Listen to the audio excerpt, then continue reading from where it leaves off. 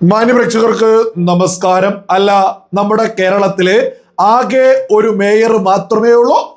കേരളത്തിലെ സകല ജനങ്ങൾക്കും അറിയുന്ന ഒരേ ഒരു മേയർ എന്ന് പറയുന്നത് അത് BJP-യുടെ തിരുവനന്തപുരത്തെ മേയർ മാത്രമാണ് എന്നുള്ളതൊരു യാഥാർത്ഥ്യമാണ്.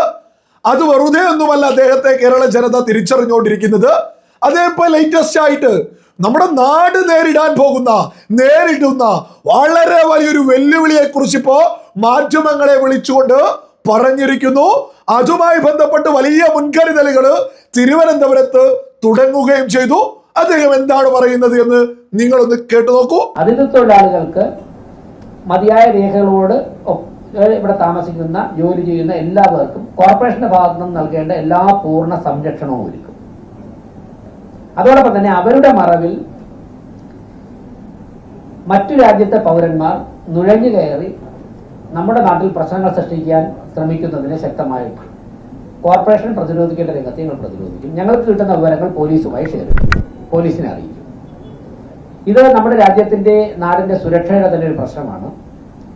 വളരെ ക്രൂരമായ കുറ്റകൃത്യങ്ങളിൽ ബംഗ്ലാദേശിൽ നിന്നും നുഴഞ്ഞു കയറുന്നവർ ഏർപ്പെടുന്നതായിട്ടുള്ള വ്യാപകമായിട്ടുള്ള റിപ്പോർട്ട് രാജ്യത്തിന്റെ ചില ഭാഗങ്ങളിൽ നിന്ന് ലഭിച്ചിട്ടുണ്ട്. പശ്ചിമ ബംഗാളിലൊക്കെ തന്നെ നടന്ന ഇവരെക്കുറെ എല്ലാ കുറ്റകൃത്യങ്ങളിലും ഇവർക്ക് വലിയൊരു പങ്കുണ്ട്. അതൊരു ഓർഗനൈസ്ഡ് ക്രൈമാണ് അവർ ചെയ്യുന്നത് പലരും. അതോടൊപ്പം തന്നെ ഒറ്റപ്പെട്ട ക്രൂരമായ കുറ്റകൃത്യങ്ങളിൽ ഏർപ്പെടുന്നവരുമുണ്ട്. ഇതൊന്നും തിരുവനന്തപുരത്ത് നടക്കാൻ അനുവദിക്കില്ല.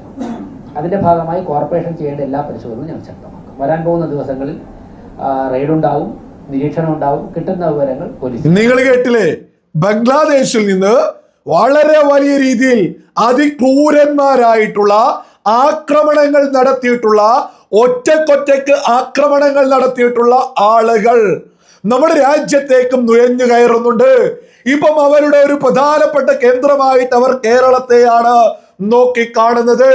അതുമായി ബന്ധപ്പെട്ട് തിരുവനന്തപുരം കോർപ്പറേഷന്റെ പരിധിയിൽ ഞങ്ങൾ റെയ്ഡ് തുടങ്ങുകയാണ്. പോലീസിനെ അറിയിക്കേണ്ട വിഷയങ്ങൾ വളരെ പെട്ടെന്ന് തന്നെ ഞങ്ങൾ പോലീസിനെ അറിയിക്കും.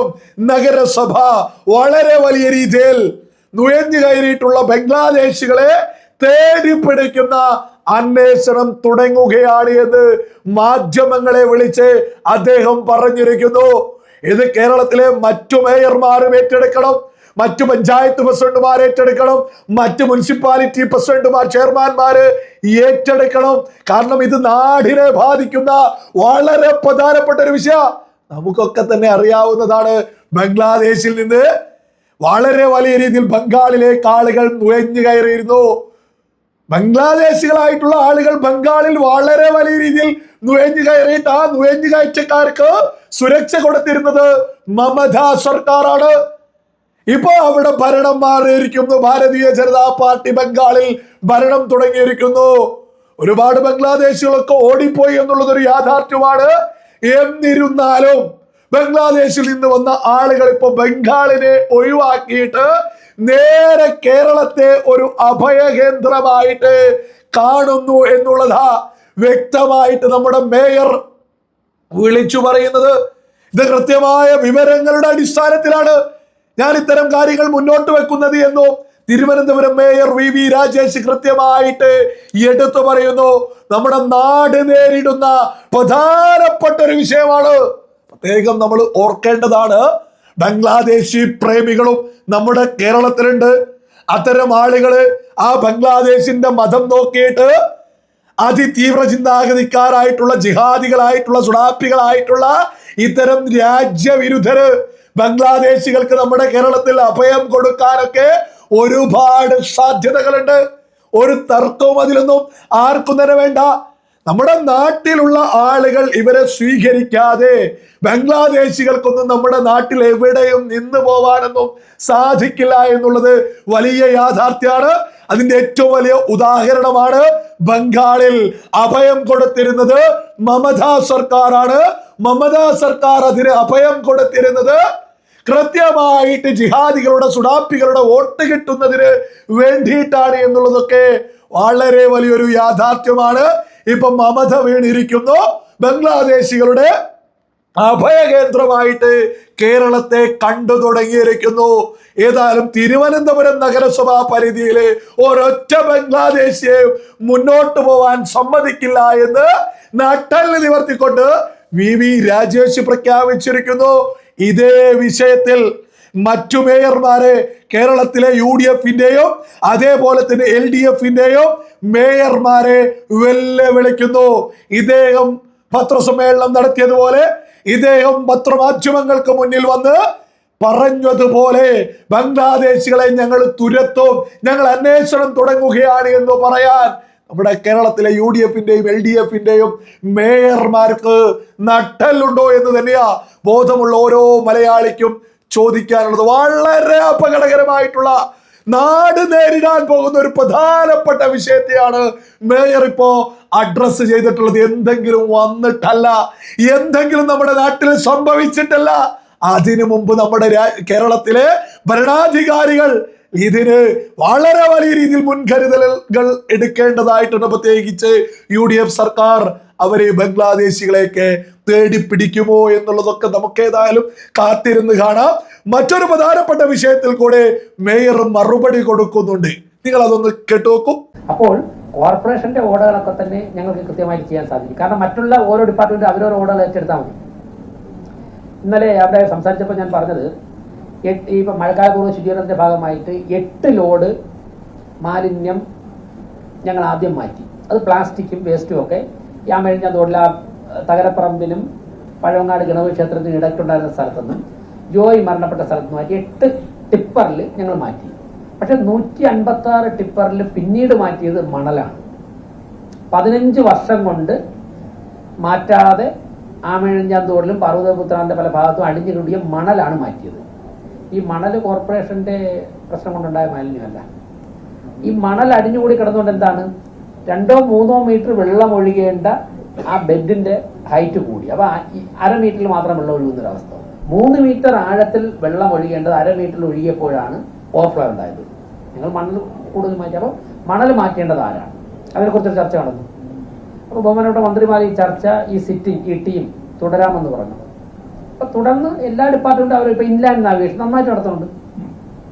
ഇൻലാൻഡ് നാവിഗേഷൻ അവരുടെ കരയിൽ പാർവതപുത്തനാറാണല്ലോ, ജീവിച്ചിരുന്നവരെയൊക്കെ തന്നെ കരയിൽ നിന്ന് മാറ്റി അവർക്ക് മതിയായ കോമ്പൻസേഷൻ കൊടുത്തു. ആ പ്രദേശമൊക്കെ തന്നെ അവരുടെ നിരീക്ഷണത്തിലാണ്. ഓരോ ഡിപ്പാർട്ട്മെന്റും അവരുടെ ജോലി ചെയ്യുമ്പോഴേക്കും അത് പൂർത്തിയാവും. അതിനുള്ള നടപടിക്രമങ്ങളാണ്.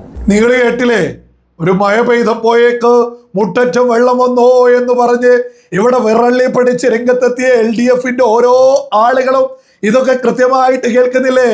ജോയ് മരണപ്പെട്ട തോട്ടിൽ അവിടെ നിന്ന് 8 ലോഡ് മാലിന്യം, അതുമായി ബന്ധപ്പെട്ട് പരിസര പ്രദേശങ്ങളിൽ നിന്നൊക്കെ തന്നെ 150-ലധികം വളരെ വലിയ രീതിയിൽ മണലൊക്കെ എടുത്ത് 10-15 വർഷമായിട്ട് അടഞ്ഞുകൂടി കിടന്നിരുന്ന ഓടകൾ വൃത്തിയാക്കി എത്ര കൃത്യമായിട്ട് ലോഡിന്റെ എണ്ണം ഉൾപ്പെടെ എണ്ണി പറഞ്ഞുകൊണ്ട് മേയർ മറുപടിയുമായിട്ട് രംഗത്തെത്തിയത്.